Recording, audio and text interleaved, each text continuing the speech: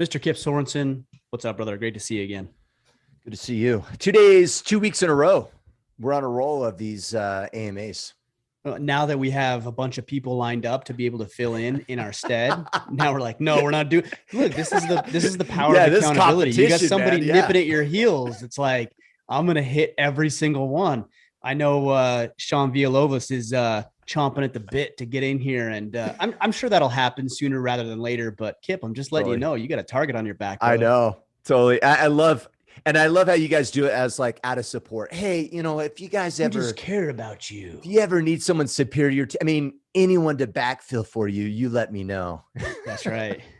We ought to just do like a tryout, maybe just do an annual tryout and see, how you stack up, Kip. Hey, Yeah. speaking of stacking up, are you a brown belt? I am. I am.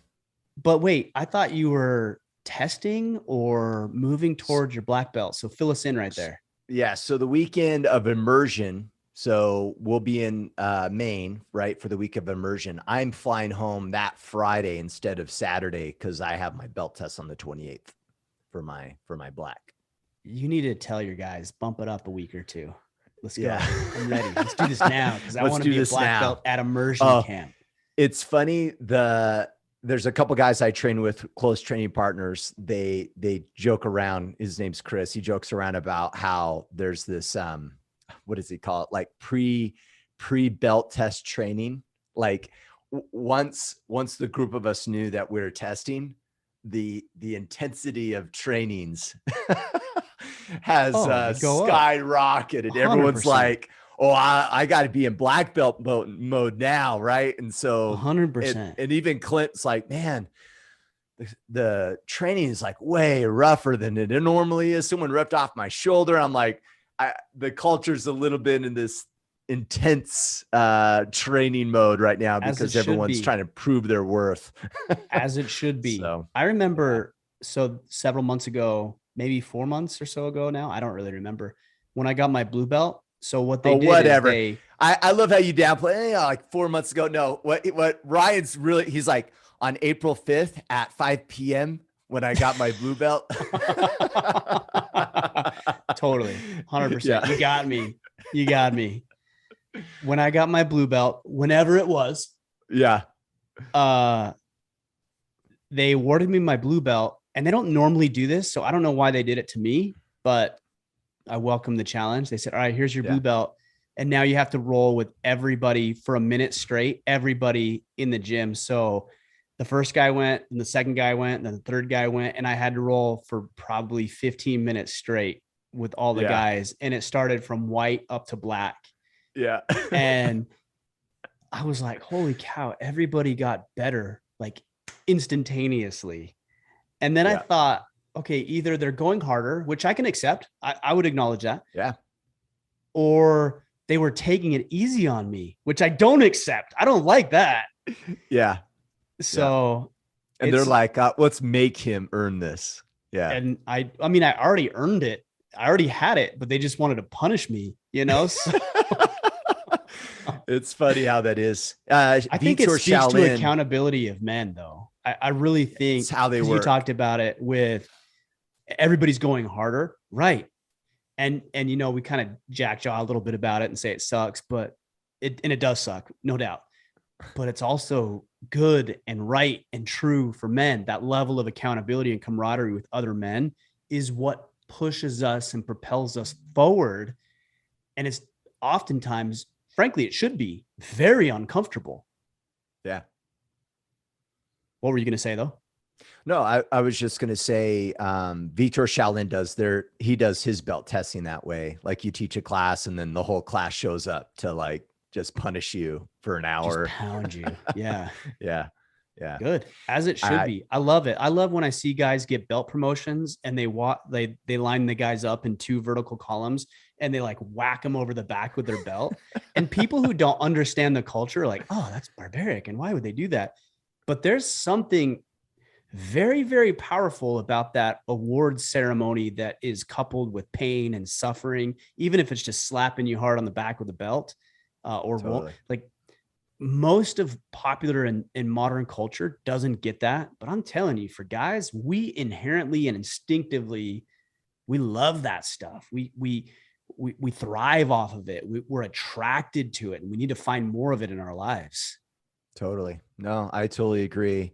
And I think the part of this where men go sideways is when they choose to allow something like that to break them instead. Mm-hmm. And or they go, take it personally, right? Yeah. As like some sort of slight, or these guys are out to get me. Exactly. Instead of, no, we're here to actually embrace and help you and serve you. Yeah.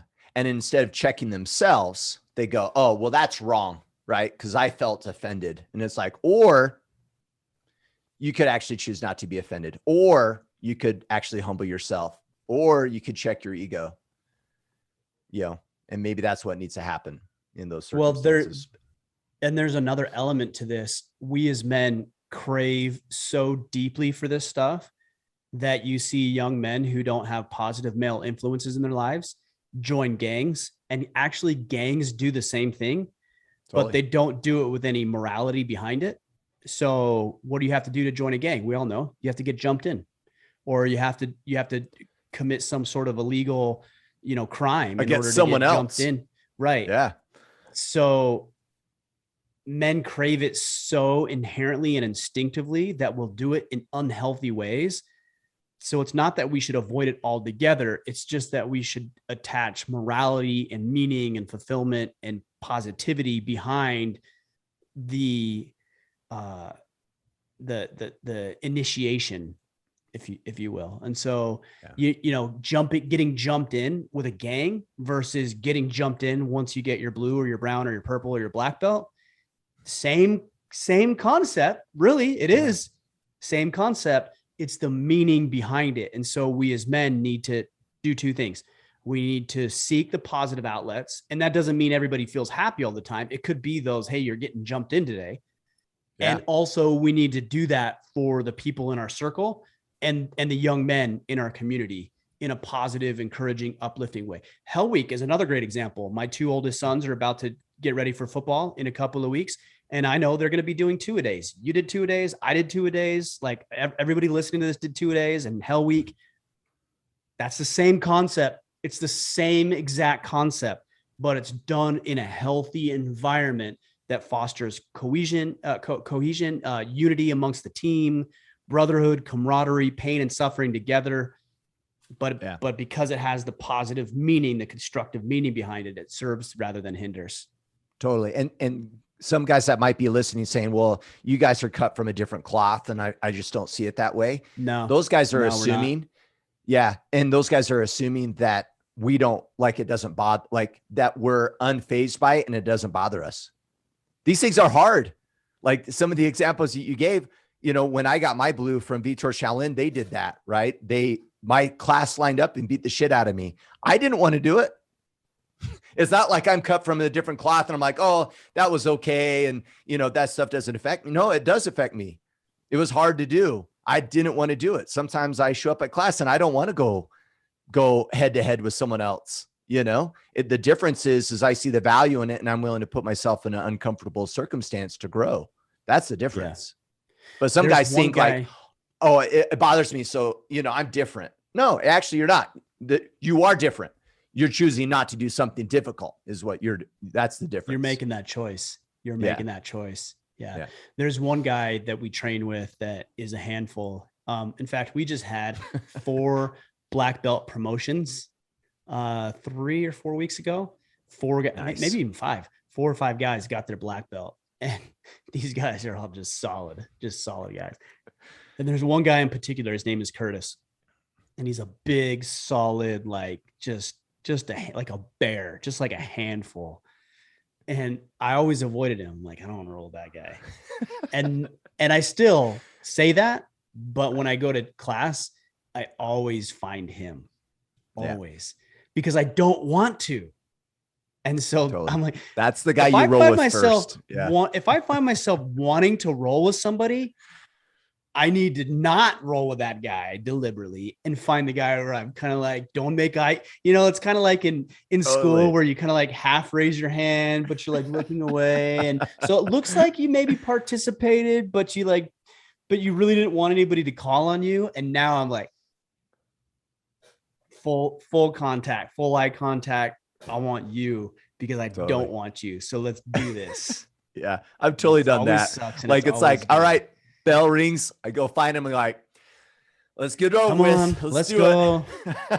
Also, I don't know if this is a cop out. Also, when I roll with guys like Curtis and other people, Pete or whoever, I'm like, I want to roll with them first where I'm not like as tired. So I can roll with them first and just get that shit out of the way. So maybe it's a way I'm like, kind of a little bit of strategy happening, but also maybe kind of trying to like hedge my bet a little. I don't know, but I think we'd all do better to run into the fray as opposed to avoid it or hide from it or deal with it last. Yeah. Oh, totally. All right, good man. times. Let's get to some questions today.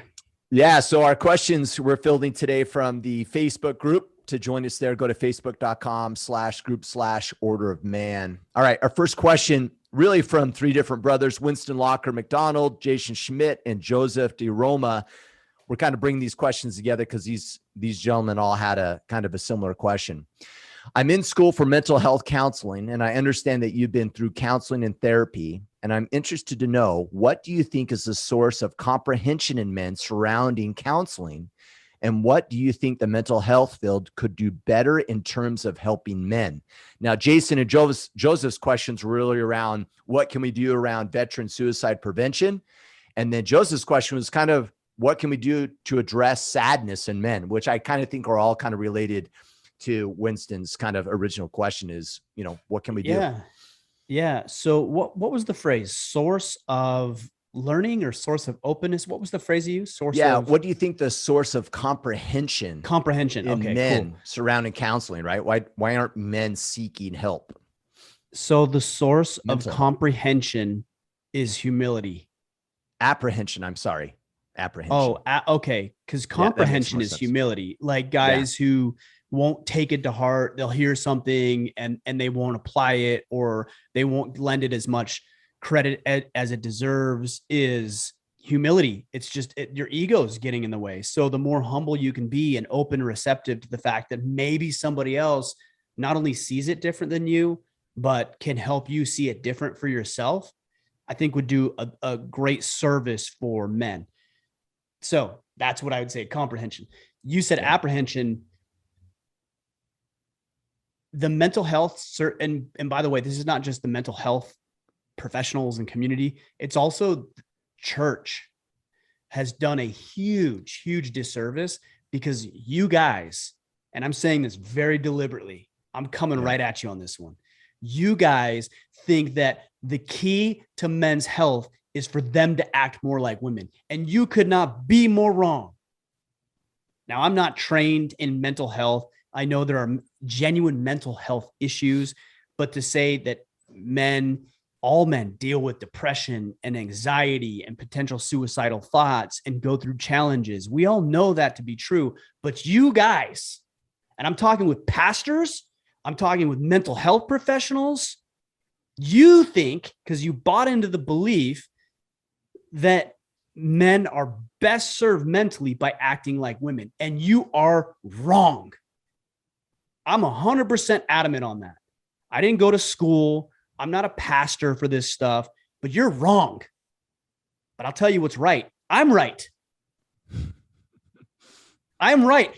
Emphatically right. And what I'm right about is that men don't relate well face to face. Men don't want to sit down and hash out their feelings like ladies do. There's nothing wrong with it, but men don't respond that way. I'll tell you who does respond that way: women and feminine men. But you take a masculine man, he doesn't want to sit down and talk about his feelings. But you know what he will do? He'll go to jiu-jitsu. He'll go to the gym. He'll go to a Spartan race. He'll go to a marathon. He'll go to even a barbecue. He'll go to do something other than talk about his feelings. And in the midst of it, you talk about your feelings. But you don't talk about feelings. You talk about stories of failure and growth and triumph and setbacks and victories and overcoming obstacles and being set by them through being on the baseball diamond or being on the football field or being on the mats or being in the gym or being at the shooting range. That's where you guys are failing. And I'm going hard right now against you because you're failing your men. You say you want to serve men, and yet you're treating them like women. Stop doing that. Hey, pastors, leaders in your church communities, like stop setting your chairs up in a circle like freaking Alcoholics Anonymous or whatever. And like go to the shooting range, go to the races, go to the football game, go to the fights, have men over for UFC. And then in that environment, you can talk about, hey man, like what scares you? What motivates you? What drives you? Why aren't you succeeding? Why are you winning? Why are you failing? You can talk about that as it's in the midst of something else, because we know that men best interact shoulder to shoulder, inward facing or outward facing, right? Inward facing to the people who are important to us, outward facing to the enemy that we deal with. If you're a pastor or you're a leader in your church or you're a therapist, therapy is a little different because you're confined by the rules of your profession. I understand that. But you better figure out a way to get guys involved physically, because the more you can get them involved physically, the more you'll be able to get involved mentally and emotionally and spiritually. 100%. Like I'm right. Like you can't, there's nothing, and I don't need a degree. I don't need to be a professional. Like I know this is true because we've helped thousands of men. Like this is the answer. That's why, because I don't want to go sit and talk with you for 2 hours about my feelings. I have no desire to do that. But I will go to the gym and I can work out my feelings to the gym. Oh yeah. You feel inadequate? Well, yeah, you are. So what can you do? Good. Make yourself stronger. Oh, now I feel better. I guess not any surprise to me.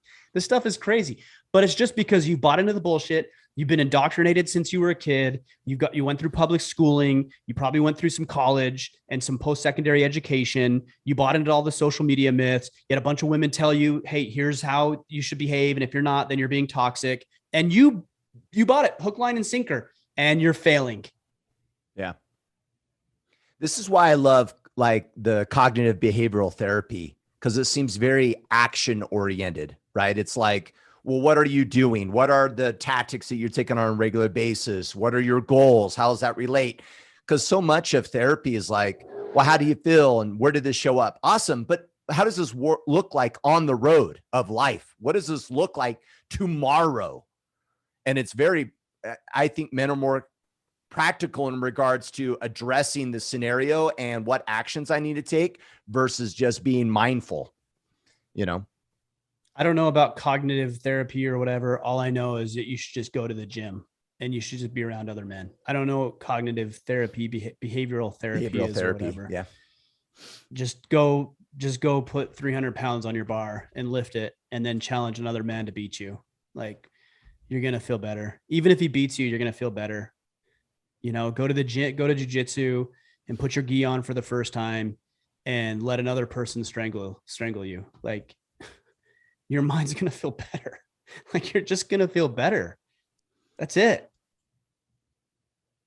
I'm a pretty simple guy though. So maybe that's why it's, you know, like sometimes we outthink ourselves though too. Like stop thinking, like just go be around other men. You know that, like intuitively, you know that, right? Like you got to know that intuitively. You got to know you feel better when you're spending time with other men. Like you got to know that. How could you not know that? Well, you may not, because that's been conditioned out of you. Yeah. Yeah. I watched a new movie the other night. I don't think it's new, but my kids wanted to watch Mowgli, the Legend of the Jungle Book or something. I can't remember exactly what it was called. But it's not really the Jungle Book. It's something else. It's the Jungle Book, but it's like a little bit different interpretation of it. Oh, okay. It was really good. Like it wasn't a great movie necessarily, like yeah, but the conversations and like the thought process. Like, it was really good. You had Mowgli, who's this wild kid who's being raised by wolves, and he's trying to find the balance between him being a human and him being a wolf. And at the end, the narrator basically says, here we have Mowgli, who is both a wolf and a human, but actually neither, like, it's just really interesting. And we've become so civilized to our detriment. You got to find a place where you can become uncivilized to a degree in the appropriate environment. And that just brings everything into balance the way that it should be. All right. Rob Cummings, how to develop more influence over my daughter in college in her early 20s, who is entitled, has poor work ethic, and doesn't demonstrate ownership and accountability for her life. She doesn't want to listen to my advice. Well, she's 20 and she just left the house. Like, I think that's actually pretty natural that she doesn't want to listen, but look, you've had 18 or 20 years or whatever it is. Like, the question is, what did I or didn't I do? Because now, like, she's out of your hands, man. And that's a hard reality to face, but she's with friends and she's with professors and she's with other people in, the popular culture that may or may not align with the way you see things. But look, this is a hard situation, but what I would say is just continue to do what I think you probably are doing, because you're asking these questions, and hope that she returns to some of this, and that through her growing in her maturity, that she'll begin to see that maybe dad had some good things to say and share. As far as interjecting, there's a fine line, because she wants freedom and she wants independence. And the more that you try to cling on to her and try to force your views and your thoughts and your restrictions down her throat, she's probably going to rebel against that. So what I would say is keep leading yourself. That's number one. Keep leading yourself well. And if you're not leading yourself well, and then you need to get that stuff in check. If you're not leading yourself well, you need to get that stuff in check. Lead your wife, lead your other children. If you have other children, invite her, encourage her to be part of this. And then here's what I would say. Just listen to her. Just listen to her. I don't know if she's at the home or she's in a dorm or she's out in an apartment with other friends. I don't know what the situation is, but maybe you guys do a Sunday call every Sunday, and you don't need to tell her stuff. You've already told her. You told her how to behave. You told her how to act. You told her what she should be doing and what she shouldn't be doing. So, like, that time has come and gone. Just listen to her, man. Hey, dad, here's what I'm dealing with. Without any preconceived ideas, because she's going to start talking about young men that she's seeing. She's going to talk about maybe drugs that she might be experimenting with. And, like, you just got to listen, man. Yeah. Because I don't want her to talk to this. No, I'm not either. But I would want my daughter to talk to me. And if I come across as an asshole or try to lecture her all the time, she's not going to tell me about the date she went on. She's not going to tell me about the fact that she's, smoking pot because all her friends said that would help her with her anxiety or whatever. Like, she's not going to talk to me about that stuff if I come across as condescending, and lecture her all the time, because what adult wants to deal with that? So just listen and be open and receptive, ask good questions, and then just shut up and listen. My wife talked to me about some issues she was dealing with last night, and it was very, very difficult. I tell you guys this all the time. It's very difficult not to say, well, you should do X, Y, and Z, but I didn't.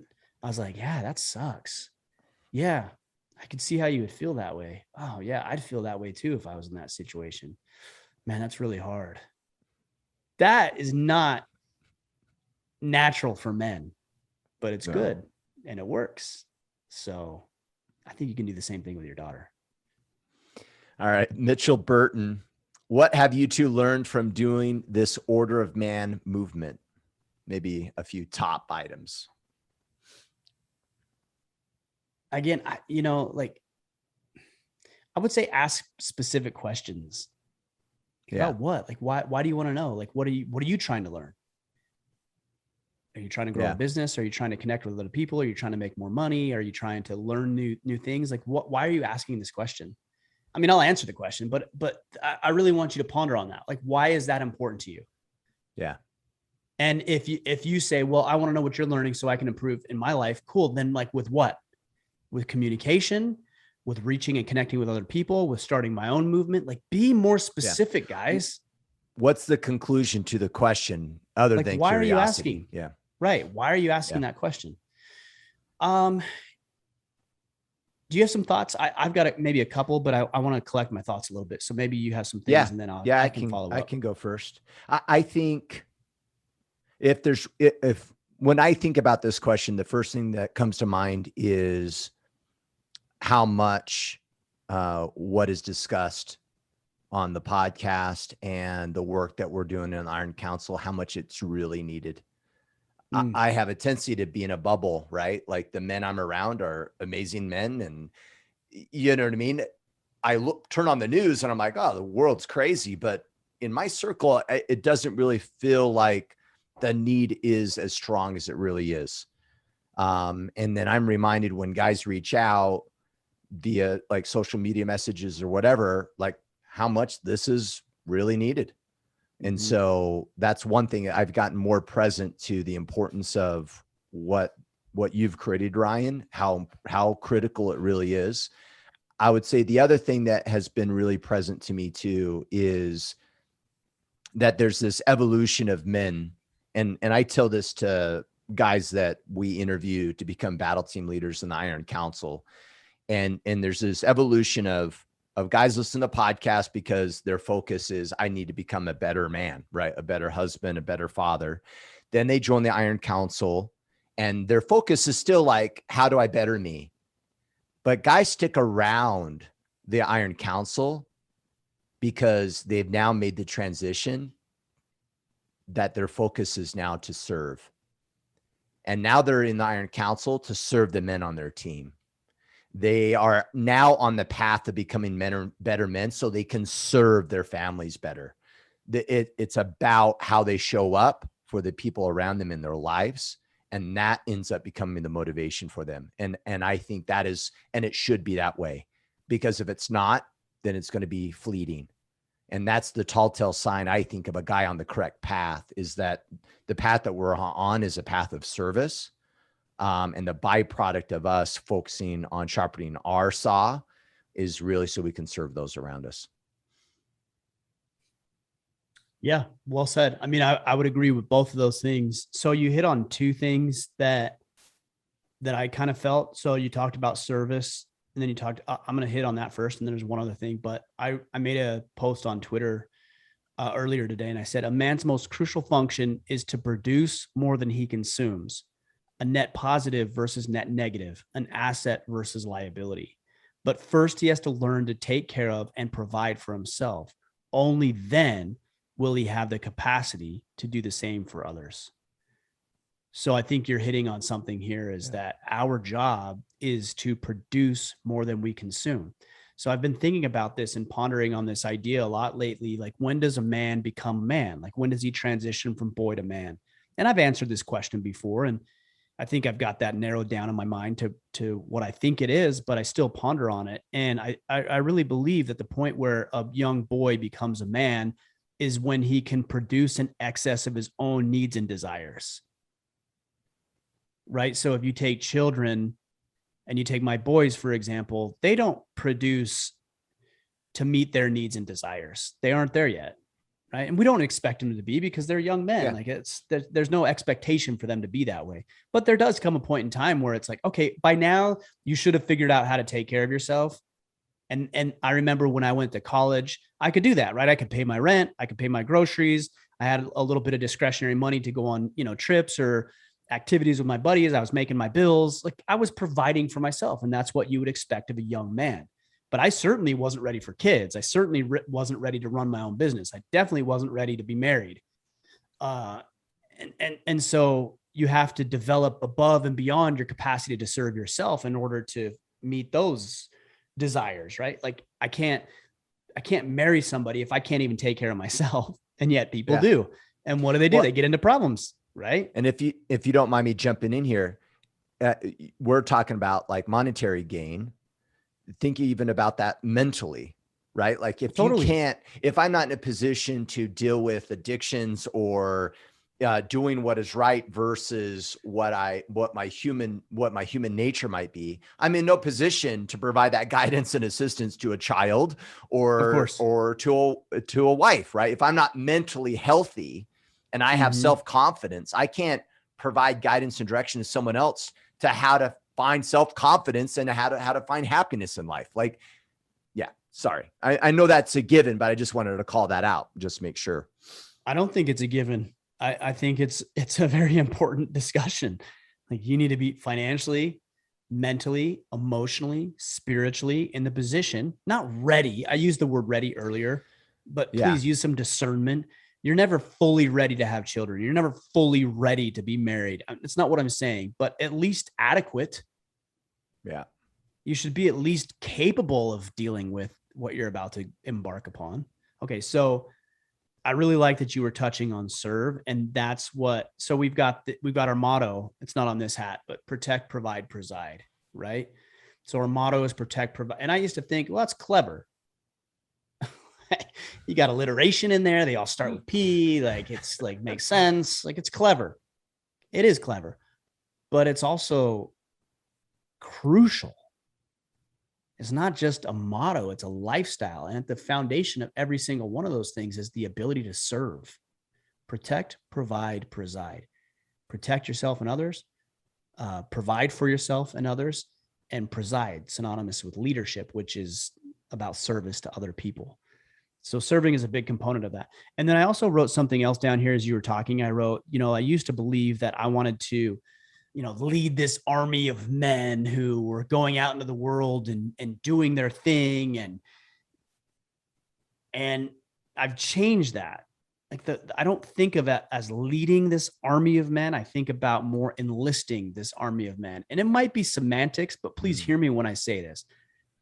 When I was starting out, and you'll see a lot of men's movements like this actually, and it drives me nuts. It's very ego driven. It's like, I'm going to put myself at the head of this thing and everybody needs to do it like me in order to be a man. And like, you'll see that a lot in this men's space. Yeah. Yeah. It's not helpful. It's really not, because I don't want to be the head of the space.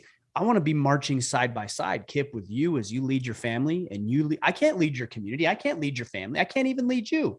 You have to do that. So I want to raise men up, to enlist men who are willing to lead on their own. Because here's the thing. I used to believe, okay, it was going to be all about me. It was very ego driven. It was very self-centric.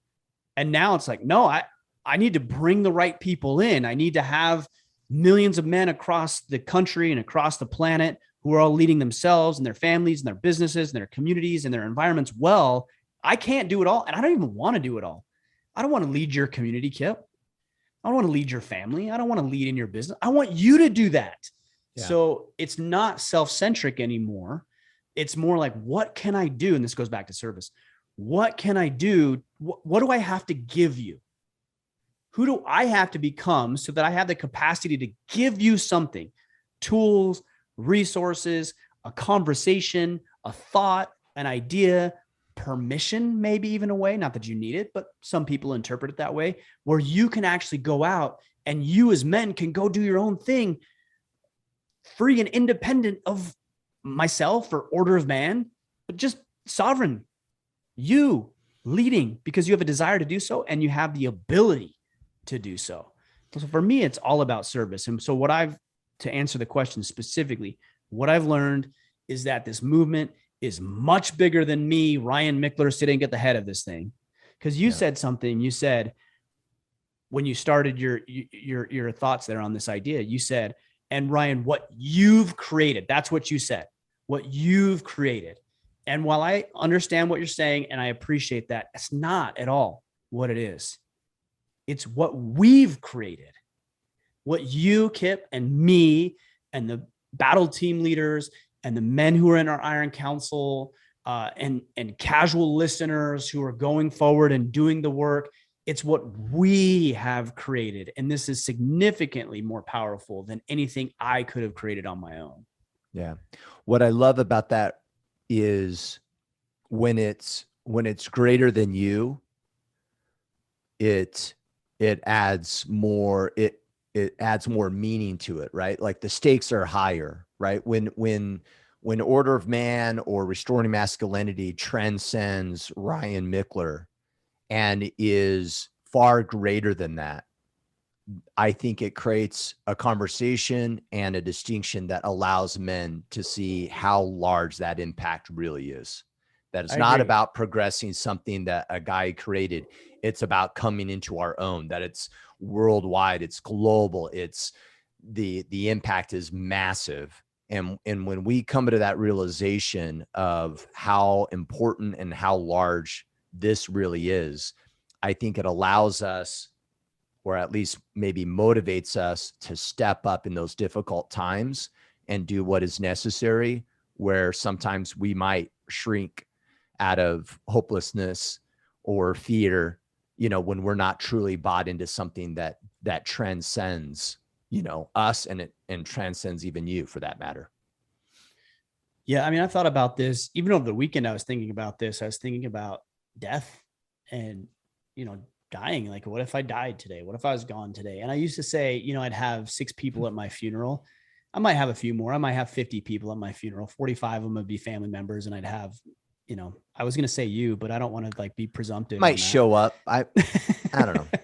Depends. It depends on the weekend. Depends on the weekend. It depends if I have something going on. What else I have going on. I might have to help somebody move. So like, I might not be able to make it. Of course I'd be there, not to be cheesy, but hell yeah, I'd be there. Anyhow, go ahead. But the point that I'm making here is that, I used to like downplay that a little bit. And still, I might not have very many people at my funeral, but you know what? There's going to be thousands and thousands of people, if not more, who are going to be impacted by the work that we're doing here. In one way or the other, maybe indirectly, maybe their dad listened to a podcast one time and they listened to a podcast about humility and fatherhood. And so they started raising their children differently.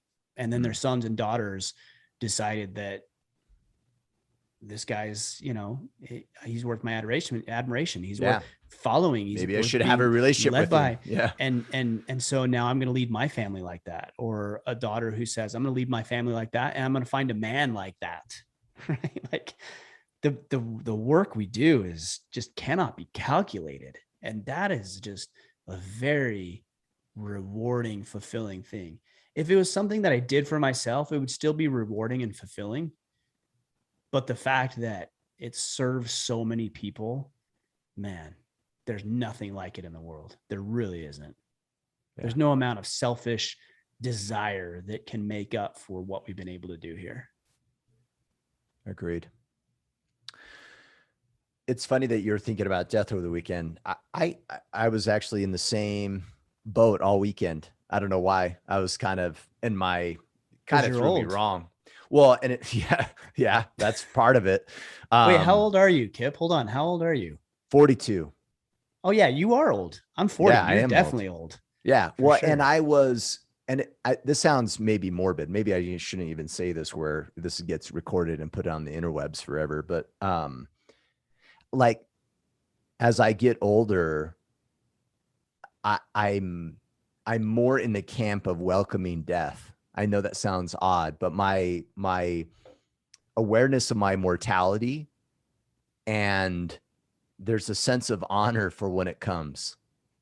And I'm actually like more and more getting okay with the idea. I know that sounds just kind of odd, but I'm like, yeah, I can't relate with that one yet. I'm not quite there. I would trust you. 2 more years still feel that way. 2 more years. Yeah. I don't know, but it's interesting. Yeah, it's interesting. I'm more and more like, when the time comes, like, I think I'll be okay. Like, I'll be like, it's a good time to die, So, but anyhow, so much that my daughter's like, Dad, are you okay? You know what I mean? Cause she's hearing us talking, around the house over the weekend about, death or whatever. And she's like asking me if I was okay on the way home. I was like, oh babe, I'm totally okay. Just, you want to make sure we all die. And so we always want to make sure that we're living a life that we can be proud of. Right. Yeah. And we don't have regret. So I was thinking about it. We dropped our oldest off at a week-long summer camp put on by the Maine Warden Service. So he's always been fascinated in animals and nature and wildlife. Yeah. Like, since the time he was 2 or 3 years old, like this is the direction I knew he was going. So we had the opportunity to drop him off for this week-long summer camp. And we were sitting there by the picnic tables as we were dropping them off at camp. And we were talking about it. And we got talking about the age difference. You know, there's a 27-year age difference between my oldest son and I. And I was like, man, when I'm 70, you know, we were calculating, like, you're going to be, you know, what is that, 47 or whatever it is. Yeah. Right. So, and we were thinking about this. I'm like, man, 70, that sounds so old, but like, it's coming. I'm closer to 70 than I am to the early stages of my life. It's so weird, but it gives us a perspective on how important and crucial our role as fathers and husbands and leaders within our community actually is. It's very, very important. And I don't take it lightly. Yeah. All right. Eric Kovac, you often talk about holding our elected officials accountable for their actions. What are some ways we can accomplish this? What does that look like, holding them accountable? Vote them out of office. Vote these assholes who don't represent you accurately out of office. That's what it is. And also run for office if you feel so inclined. I don't think every man needs to enter the political arena or spectrum, but that's part of it.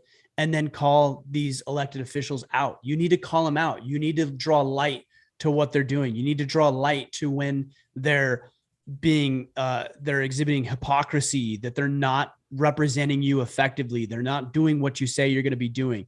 You also need to support them, by the way. If there's elected representatives or those you would like to see represented, you need to support them with your money and your time and your attention, your energy and your voice. And that's important too. Like, if you're not going to support them, then you might as well just vote for the other guy. So vote them out of office, call their offices when they're doing something they shouldn't be doing, or they should. Vote for, with your time, attention, energy, dollars, and actual vote for the people that you believe in. Run for office, challenge these individuals, and get vocal. Enough with the silent majority stuff. I hear that all the time. Well, we know when the silent majority wakes up, when the fuck are you going to wake up? Yeah, like, I don't swear a whole lot, but really, when are you going to wake up? When are you going to realize that, like, things are happening around you and you're busy yapping your gums about the silent majority? You should be actually talking about the real issues. You should be holding rallies. You should be enlisting men in your area. You should be running for office. You should be going to school board meetings. Like, these are the things you should be doing. Stop talking about the silent majority and how everybody's screwed when the silent majority wakes up. Wake up, get involved, get active. And look, there's a risk to it. I spent some time in DC last week, and I made some posts about, I was visiting Representative Cawthorn, and Dan Crenshaw and I were going to get together. Unfortunately, we couldn't make that work, so we're going to make that work later. And, I have people who are like, well, you shouldn't support him because of this and that and this. I care about it. So I'm going to talk about it. And you don't have to agree with me. I'm not saying that you're obliged to agree with me, but you can be damn sure I'm going to start talking about it, because the days of not talking about it are not serving us. So yes, I know it's uncomfortable to talk about politics. I know you're going to create some enemies. There's going to be people that don't believe in you. You're also going to be risking your livelihood, which is unfortunate, but it is the reality. So go back to listen to my Friday show about not being beholden. If the fact that you can't share your political opinion for fear of retribution at work is what's keeping you silent, you're in the wrong space. Yeah. You're not even acting as an American. You're being a little bitch, and we can't deal with that anymore. We need people who are going to go out and talk and be vocal and rally and raise money and support and call people out, despite what all these other people are saying. They want you to shut up. They want you to keep yapping about the silent majority. Stop it. Go do something. Wake up. Be active. Be involved. Assert yourself. Run for office. These are all things you can and should be doing.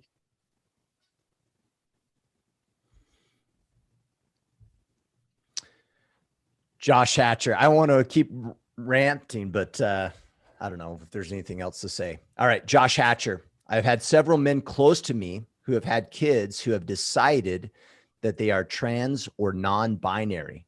They love their kids and do not understand how to get through to them. Yeah, well, look, there's a phenomenon happening right now. And I pulled this up because I saw this question. There's a book called Irreversible Damage by Abigail Schreier. And in the book, she talks about this, and I'm not using the right word, I don't think, but this sudden onset of gender dysphoria that I believe there is a real mental issue for those who genuinely believe themselves to be a member of the opposite gender or sex. And that's a mental issue that I think should be worked to. I think we should have empathy for these people. I think we should strive to understand to the best of our ability what they're going through. That doesn't mean we need to support it or foster it or encourage it. You would never do that with any other mental disorder like schizophrenia. Yeah. Like you would work through the treatment, like you would work through the issue. That's what you would do if you cared about those people. You would actually work through it. And it's hard and it's uncomfortable and there's feelings involved and there's the ideology that is presented, the narrative that we see around us. But then there's also another phenomenon about this rapid onset, I believe is the term, gender dysphoria. And it has less to do with any sort of mental thought process and more to do with the peer pressure of modern culture and society. It's cool.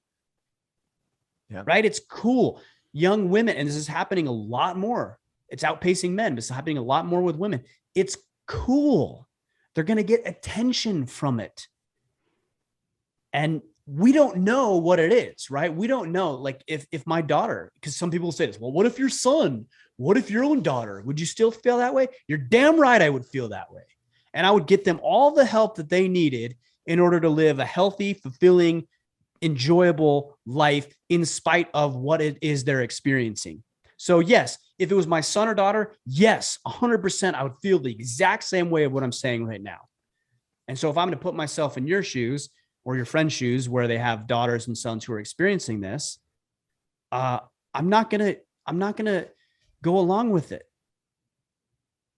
I'm not going to make them feel like that's special or that's what they should be doing or that is what defines them.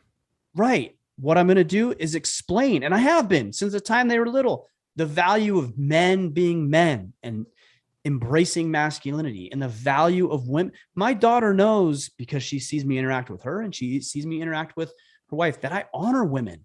I respect women. I believe that they offer something to the world that men just can't offer on our own and vice versa. And I acknowledge that. I honor it. I respect it. And there isn't anything wrong about being a woman. And the fact is that the more that a man can step into his role as a man, and heaven forbid I said role, because that's a bad thing apparently these days to say, but the more that a man can step into those roles of masculinity, protect, provide, preside, we said it earlier, and the more that a woman can step into her role as a woman and embrace that femininity, the better off they're all going to be. I don't know if it's a mental thing. If it is, I'm going to get my children the help they need, not by just reaffirming what they say they are, but by explaining that, no, you're a girl. You are a girl. You are a boy. You can think you're a boy, but you're not. You're a girl, and getting them the help they need. If it's the peer pressure thing that's getting to them, which we know is a real thing, then I need to be a bigger presence in their life. This is part of the reason why I don't think the public school system is the best place for our children, because they're being introduced to these concepts and these ideas that are not healthy. And then not only are they being introduced to them, they're being reaffirmed. They're being conditioned. They're being programmed. Exactly. Yeah. So any girl that says, well, I'm a boy, her teachers and her principal and her staff and her school board and her friends and I was going to say, yes, yes. Celebrate, praise the heavens. You are who you really are. No, actually, it's the exact opposite. You're not being who you really are. And that isn't a feeling. Some of it is, but that's also biology. So we've decided to take upon educating our children ourselves so that they're not conditioned to this peer pressure and this bull crap of modern society. And people will say, well, you should really put your kids in the school district so they can be challenged with new ideas. And then you're teaching at home.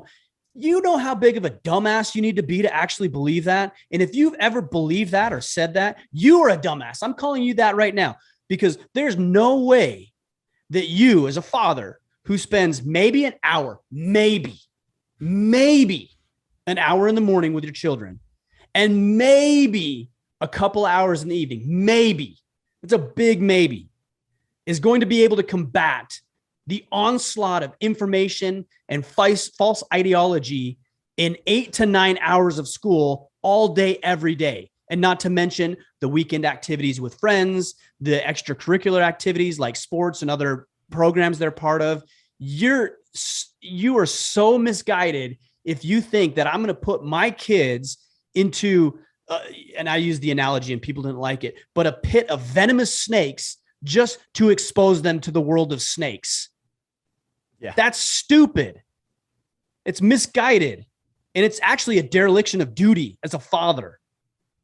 So yes, sure, they should be around other ideas and concepts and other people and other cultures. The school district, government schooling doesn't have a monopoly or the exclusive licensing rights on teaching your kids new information. I just told you a second ago, I sent my son to a week-long camp put on by Maiden Warden Service. He's going to be introduced to new kids with new ideas and new concepts. One of the first girls that walked up, she was this little girl, and she was like dressed in all black. She like goth. That's kind of interesting. Like, I didn't expect to see her here, but here she was. So he's going to be introduced to a new concept. There's so many different ways to do it. But the public and the school system and the government is failing our kids. And what's the solution for most people? Keep sending them, keep shipping them, keep indoctrinating them, keep letting other people share this stuff, keep letting their kids, who, by the way, my kids' friends are just as misguided as my kids, and kids are dumb by their nature. They're ignorant. I don't say that with any ill will, but that is 100% true. That's why God saw fit that they have parents. Okay. So the kids are spending time with are morons, just like they are. And I say that with all the love of my heart for my children, but they're dumb. Okay. And then it's all being reinforced through the false ideology that they're being indoctrinated with on a daily basis. And also the kids' parents who your kids are spending time with, they might believe in all of this stuff too. So you're fighting a losing battle, and you're justifying it by saying that, well, I want my kids introduced to new ideas, as if that's the only way they should be introduced to their own ideas. Or if they, as 10-year-olds or 15-year-olds, are even capable of defending themselves, even capable of rational thought. We know through biology, they're not. The brain isn't fully developed until, early to mid 20s? You're telling me that your 15-year-old is rational enough to be able to defend against this bull crap? Come on. We can do better as fathers, and we have to do better. We're going to lose our children. And I think at the root of this, Ryan, is I don't think it's at the root of it's just like the political question earlier. It's turning a blind eye to things. It's going, you know what? It's too uncomfortable, right? I'm not going to hold my political officials accountable because I don't have the time. And you know what? You bring up some great points, Ryan, but that's too difficult to do. So I'm not going to make any adjustments, and I'm going to and just like everything else in our lives, we justify our decisions so we feel good about them, right? And the example of, this is good from our kids is let's be honest, could just be a BS excuse, one of many that we bring to the table to justify all the actions that we take or the lack of actions we take on a regular basis. Yeah. Awesome. Yeah. Great passive life. Right. There's one other argument that I hear a lot, and I know we're getting a little off tangent based on the subject, but it all ties in together, is that whenever I talk about this concept of educating your kids at home, which is a great resource for those of you who are interested or even remotely interested in learning more, go listen to my podcast with Brian Ray, Dr. Brian Ray, and you can learn more about this. But I actually think this would combat a lot of this rapid onset gender dysphoria for children, because that ties into the question we were asking. But what I'll hear some people say is they'll be like, well, some kids don't have the luxury of having a father, and some kids, I'm not talking about some kids. I'm talking about your kids. I'm talking about my children. I don't have a responsibility for some kids. I have responsibility for my kids. What kind of argument is that? Well, you shouldn't homeschool your kids because some kids don't have a dad. I don't have anything to do with that. I got to raise my kids. God put me with my children. God put you with your children. And also, let's not let's not forget that we also have an obligation, to go into our last question, to serve kids who don't have the same luxuries that our children do by having engaged fathers. But don't use that as an excuse. Well, some kids don't have that. Well, it's not applicable to everybody. What does that have to do with my kids? What does that have to do? The fact that somebody went through, a child went through a situation where his mother and father are divorced.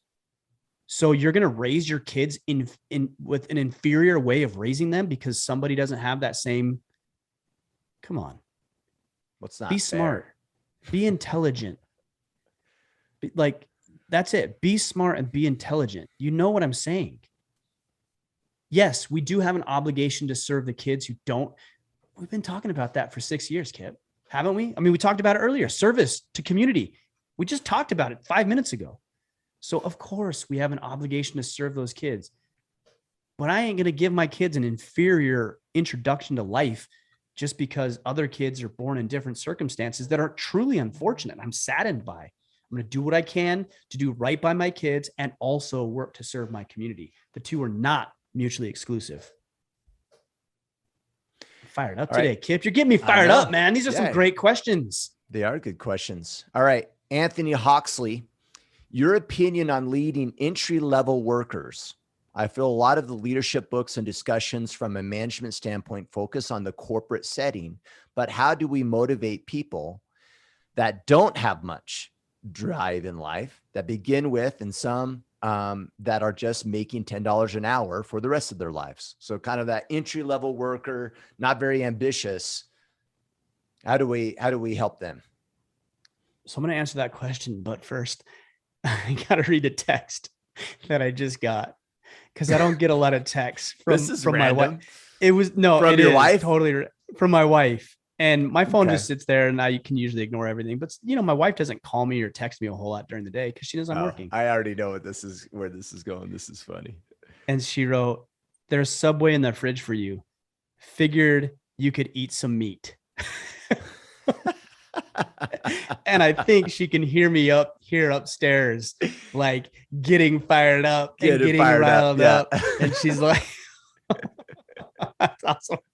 All right. Entry level. There's the mentality. Well, there's the strategy and there's the mentality, right? This is the mentality. What an amazing opportunity do you have to serve people? Because what is the normal mentality? Oh, damn, I got this new kid and he's being such a dink and I don't want to train him and this is stupid. That's the normal mentality. Switch it. The mentality is, what an incredible opportunity to serve. You know where I also see this mentality? With fathers of daughters who are dating boys and those who are serious about maybe committing with the particular young man. Oh, I got this kid that my daughter's dating and he's 20 years old and he's such a moron and he's such an idiot and I hate this. Yeah, well, she's dating probably somebody just like you were when you were 20, and her dad, your wife's dad, was saying the same thing about you. So what's the mentality? Knock that off, please stop. Instead, the mentality is, hey, this kid might actually become my son. I better make sure I help this kid out. Yeah. Right. Because there's things my sons have done that I'm like, what an idiot. What is he doing? Why is he doing that? But he's my son. So I'm like, okay, well, I gotta train him. I gotta help him. I gotta coach him. So you need to do the same thing at work. There's new kids coming up that, you know what? They didn't have a dad in their life. They didn't have anybody who ever showed them discipline. If you're like, well, they don't have any work ethic. Yeah, because nobody showed them how to work hard. It's actually not in our nature to work hard. Do you know that? It's not in our nature to work hard. It's in our nature to be lazy. Why? Because when we were running around with the dinosaurs or the woolly mammoths or whatever, food was scarce and so were calories. So we had to preserve all of our calories as best we could because we didn't know when the next meal would be here. And our sole objective was to stay alive. Well, we've solved that problem, right? Food is abundant. Non-food is abundant. It's everywhere. Okay. Calories are not scarce anymore. So it's in our nature to be lazy. And unless we talk about it, Kip, you and I have talked about it as the natural man is lazy. He's weak. Yeah. He wants we would be scavengers if we could. If I found a dead carcass 2,000 years ago or 10,000 years ago on the ground, I'd be like, sweet, payday. I didn't have to work for this. I just came across this dead maggots. Animal. This is awesome. Yeah. I'm in. Okay. So we need to rail against that. But the people that come into the workforce, a lot of them haven't learned this because they didn't have a dad around. They didn't have structure. They didn't have guidance. They didn't have discipline. And so they just fell into the path of least resistance, which was lazy. So now you have an opportunity to serve. And how much better are they going to be if they embrace this lifestyle? So that's the mentality shift. If you're saying, hey, this is stupid, I don't want to do this, I don't want to do this, of course, your strategy is going to be inferior because it's always going to have the tinge of animosity towards these individuals. If, on the other hand, you shift to the mindset and say, what a great opportunity. I have this kid. He's 20 years old. He didn't have a dad in his life. He's here working. He got this job. He wants to learn. He wants to grow. He doesn't know how to do it. And I get to be the catalyst for growth in his life. Now that will instantaneously, because you care more about him than yourself, that will instantaneously change your strategy. So I don't even feel like I need to get into strategy. You know all the strategies. You know what they are. You can go buy a leadership book, buy Jocko's book, Extreme Ownership, buy any leadership book out there. You can find all sorts of things on leadership. Change your mindset. The strategy will come along. It's kind of like that phrase about what is it? Culture is downstream from politics. Strategy is downstream from mindset. Yeah. Once you change the mindset, the strategy changes. Keep going. I got to close my window because speaking of my wife, she's out there mowing the lawn right now. So just where she should be, in the kitchen and mowing the lawn. Next, she's chopping wood. No, I was just going to say mindset, to add definition to mindset and strategy will come. I would add that it's commitment to the desired outcome. If the commitment is right and it's pure, you'll figure it out. Right. And it's what the conversation we have with our team leads in Iron Council. If they're a battle team leader for the right reason, you'll find out the tactics. You'll figure out a way. But if the true desire of why you're there is not accurate or it's not present, that's a problem, because strategy is not going to work even if you have the right strategy. Agreed. What else? Let's take a couple more, Kip. All right. Darren Bertram, what is the number one thing that you guys see as an indicator of guys being successful within the Iron Council? By success, I mean developing a solid battle plan, staying active in IC channels, and seeing real self-growth. Well, this is very, very easy. Go ahead. Well, I was just going to say, for all those listening that aren't in the Iron Council, I'm sure everything that Ryan's about to say is still applicable to you. Yes, it's applicable well beyond the Iron Council. Here it is. You ready? Yeah. It's very profound. You've never heard this before. I'm assuming this is going to be a long answer. Yeah. You're only going to hear it on the Order of Man podcast. And therefore you need to be subscribed. You need to leave a rating and review. And you have to be part of this. Otherwise, I'm not sure you're going to hear this advice anywhere else. There you go. Drum roll. Do the work. Period. That's it, guys. Let me talk about it in the context of the Iron Council.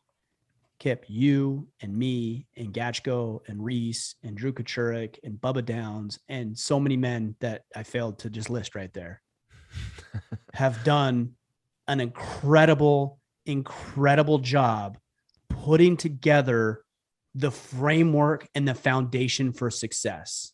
I talk about it in the context of network and framework. Two things every man needs to win: framework and network. That's it. That's all you need to win in life. You need a network of individuals around you who are going to support, edify, uplift, and even call you out on your bullcrap. And you need the framework, the tools, the resources, the conversations, the guidance, the direction, the accountability. It's the systems and the processes to win. Those are the only two things you need to win in life. We have them both in the Iron Council. not exclusively. You can find them under other places, but they are available to Iron Council. But just because you have a framework and a network doesn't mean that you're automatically going to win. That's the prerequisite. You need to apply it.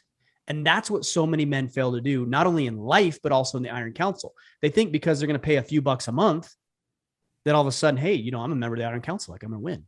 That's such a ludicrous thought. It's asinine. You're not going to win. You know what? I told you guys this in the Foundry the other day. I said, look, if you think that's what it takes to win, just email me. I'll refund your money and you can go take your wife on a date this month. Because that would be better spent than coming in here and thinking that just because you have access to the network and the framework, you're going to win. Yeah. The guys that thrive, they don't reinvent the wheel. Your method, your strategy of the wheel got you to where you are today. If you think you're fine, you probably wouldn't even join the Iron Council. But you joined the Iron Council for a reason. It's because you weren't completely satisfied with where you are today. So what should you do? Stop doing it your way, even if it's for 30 days, or I would say 90, because we operate in 90-day segments. Stop doing it your way for 90 days and do it our way for 90 days. And then you can evaluate. Yeah. Just evaluate. Hey, it didn't work. Cool. Let me know. I'll gladly say cancel your membership and you can wash your hands and I'll send you on your way and I'll still respond to your messages and like your posts and we'll still be buddies or whatever, but this isn't going to work. But just let me know. But if our way works, then make it your way, make it your new way, make that the way that you operate in life. So how do you make the most out of, by the way, I'm using the term Iron Council, but let's just say life. How do you make the most of life? Networks, frameworks, put it into practice, see how it works and evaluate whether or not it does. The people who are successful, they're leaving clues all over the place. Do what he does. You want to build a successful podcast? Do what I do. Do what Joe Rogan does. Do what I do. You want to get in shape? Go visit Josiah Novak. Go see Matt Reynolds. Go see any of these fitness guys, Gunnar. Go see all these guys. They'll show you. It's all there. It's all laid out. There's nothing new, but you have to do it. You can't just open the book and look at the words and not apply. You have to open the book, look at the words, learn, and then apply. That's how it works. So yeah, do the work.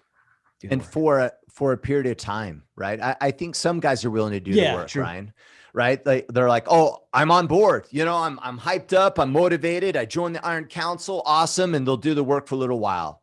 And then they'll do what they've always done and they'll give up because it starts getting hard and they don't want to do it anymore. Or they start questioning themselves.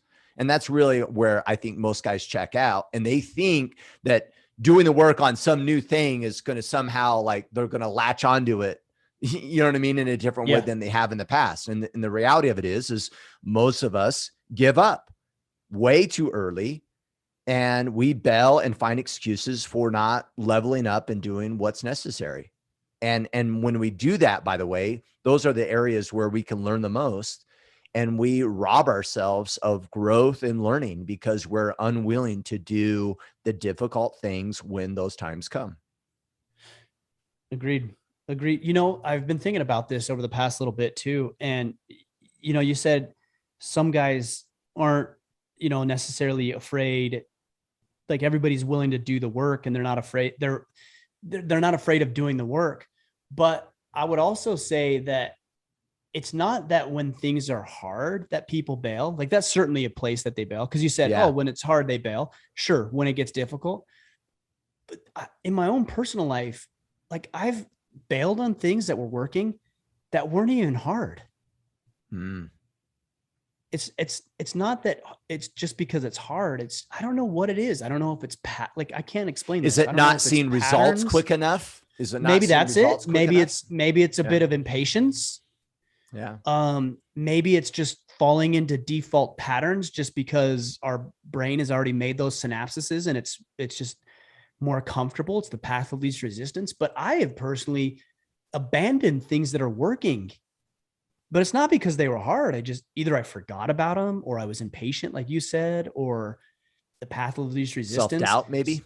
Yeah. Maybe. Yeah. Maybe it's a little bit of self-doubt, but I guess the underlying point that I'm trying to make is that we have to be very vigilant in maintaining what we should be doing, whether it's hard or not. Like, you have to be vigilant, because if you're not vigilant towards this stuff, like your relationship, I talk about it in the context of relation, like you have to be vigilant with your relationships. Yeah. You know, you have to be vigilant about talking with your wife every night, about going on a date night at least weekly. You have to be vigilant about exercising and training and eating right, because there's so many temptations, and that's an element of a weakness, temptations to do something else. Stephen Pressfield would call it in The War of Art, would call it the resistance. Yeah. There's a resistance in so many different forms, and we have to be vigilant about it. Otherwise, we'll fall into default patterns that don't serve us well. Dustin Mayer, last one, when Kip, last one. When you find yourself going against everything you preach, everything you stand for, so when you F up, what's your tactics for continuing on and making amends with actions taken? Specifically, how to deal with the feelings of failure. Yes. Good question. Good question. Thank you. I mean, it's Dustin's, but you know. You also read it very well.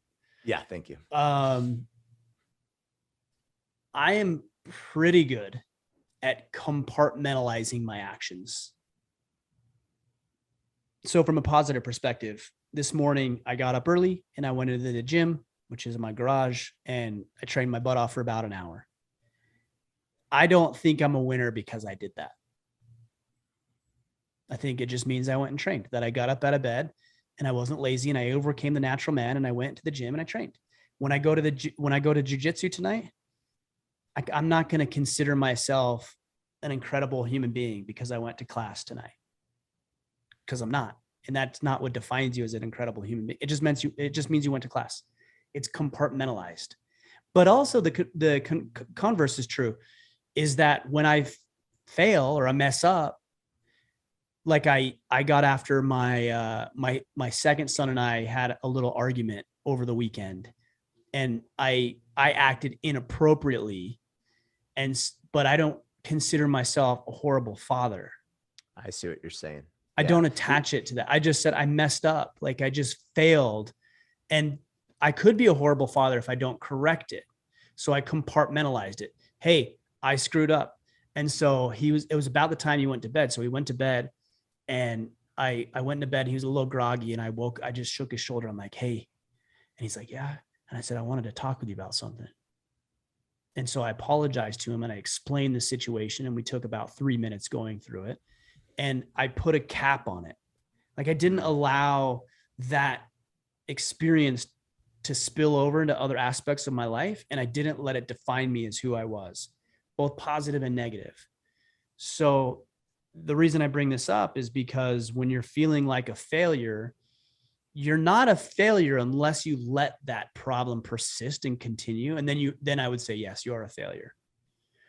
But the fact that you failed doesn't make you a failure. It just means you failed and compartmentalized it. And also, the fact that you did something good today doesn't make you a winner, because it takes way more than one victory to make you a winner. So we got to be very, very careful of allowing the positives and negatives to define us, and instead compartmentalize it. Going to the gym this morning didn't mean that I'm amazing. It just means I made a good decision to go to the gym this morning and to work out. And you know what? I've evaluated.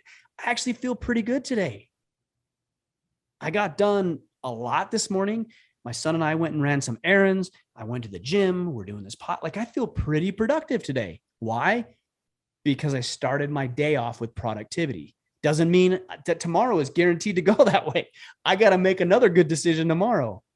And that compartmentalization has really helped me not.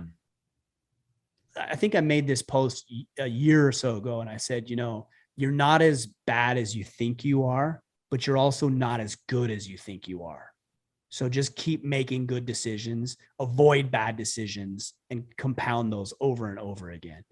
And that's what we have to be careful of, is attaching ourselves to our actions and establishing or framing it as a indictment of your character and who you are overall.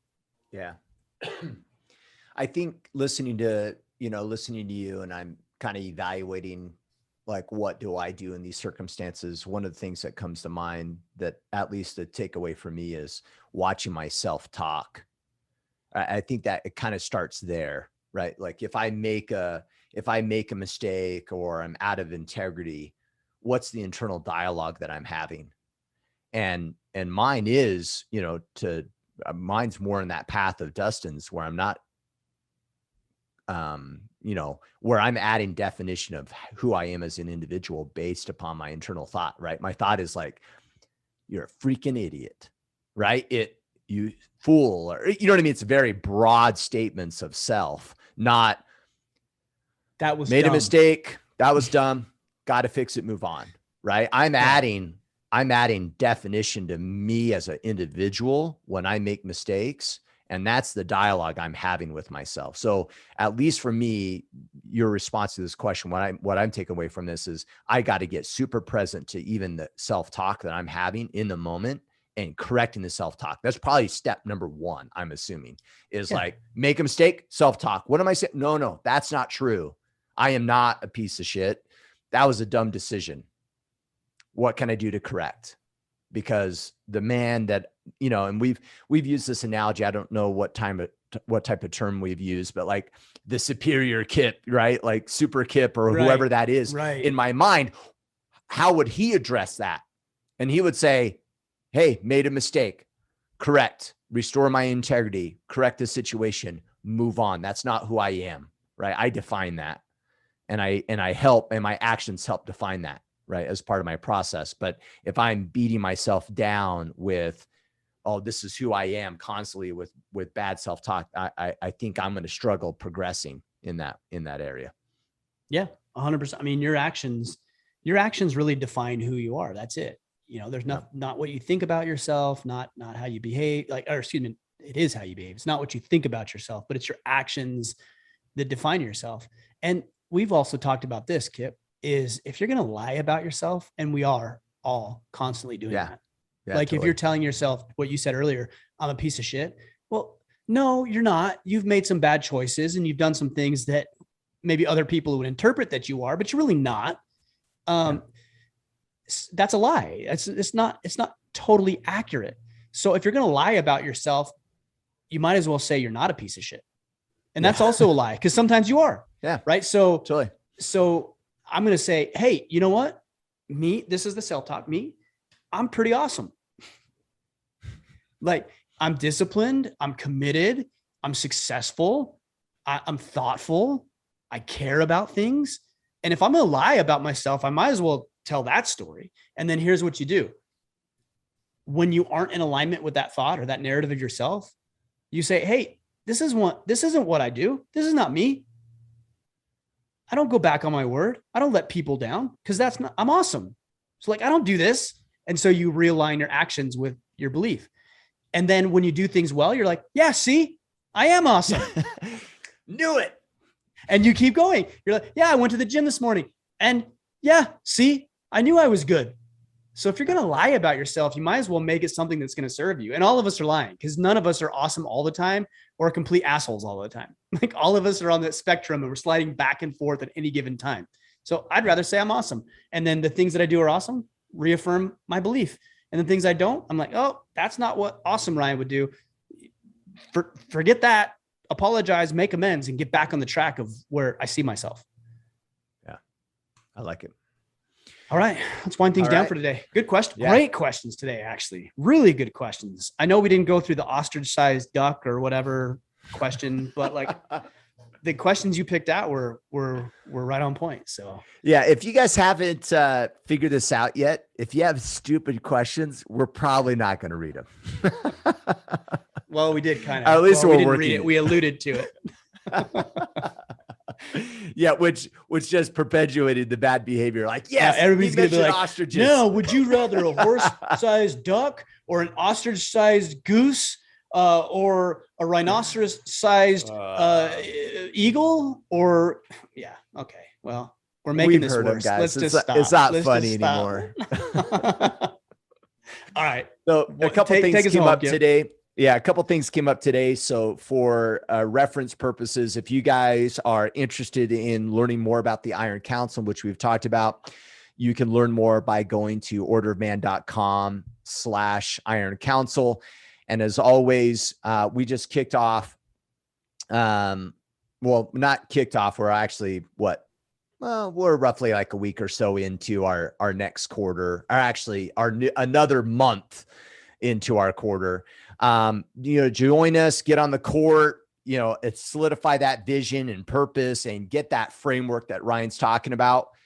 Get battle ready. And you can learn more about battle ready by going to orderofman.com/battle ready, or you can download the mobile battle planning app at 12weekbattleplanner.com. That's the number 12weekbattleplanner.com. And Perfect. Of course, connect with Mickler online at Ryan Mickler. Awesome. Everywhere. Well, we'll wind things down. Sounds like people are calling you, so we'll let those. I'm like, that's a individuals weird ringer too. I'm like, that's a weird. I didn't even know where that what sounds is happening. from. Sorry. Right now?